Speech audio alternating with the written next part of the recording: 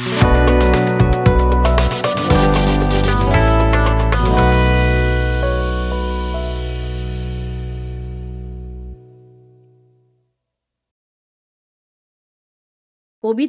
রবীন্দ্রনাথ, কলমে অংশুমান কর, কণ্ঠে সুস্মিতা সেনগুপ্ত। শ্রীচরণেষু রবীন্দ্রনাথ। শিলাইদহ ভাবে আপনি ওদের, জোড়াসাঁকো ভাবে আপনি এদের।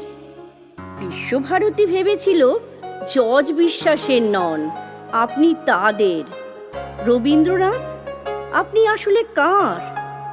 যুদ্ধের সময় ট্রেঞ্চের মধ্যে শেষ নিঃশ্বাস নেওয়ার আগে এক তরুণ কবি ভেবেছিল আপনি তার। বক্তৃতার মাঝে আপনি যখন হঠাৎ মাথা উঁচু করে দাঁড়ান, তখন এক মুহূর্তের জন্যে হলেও মন্ত্রী ভাবেন আপনি তার। নতুন বৌঠান কি কোনো দিনও ভেবেছিলেন আপনি তার? রানু। রবীন্দ্রনাথ, আপনি যে ঠিক কার সে প্রশ্নের উত্তর বাঙালি আজও পায়নি। দাদামশাই ভাবেন আপনি গোরার রচয়িতা, আপনি তার।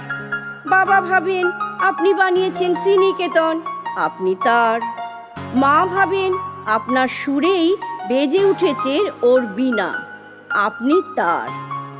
ভীরু কিশোরী যে মুখ ফুটে বলতে পারেনি, শুধু চিরকুটে লিখে দিয়েছে হাতখানি ওই বাড়িয়ে আনো, দাও গো আমার হাতে, ধরবো তারে, ভরবো তারে, রাখবো তারে সাথে। সে মনে করে আপনি তার, আর কফি হাউসে টেবিল চাপড়ে রাগী তরুণ ঘোষণা করে আপনি আসলে মাত্রাবৃত্তে। যতজন বাঙালি ততজন রবীন্দ্রনাথ। শুধু একদিন শিলাইদহের রবীন্দ্রনাথ আর জোড়াসাঁকোর রবীন্দ্রনাথের, বিশ্বভারতীর রবীন্দ্রনাথ আর জজ বিশ্বাসের রবীন্দ্রনাথের, দাদামশাইয়ের রবীন্দ্রনাথ আর বাবার রবীন্দ্রনাথের, আয়নের রবীন্দ্রনাথের আর মায়ের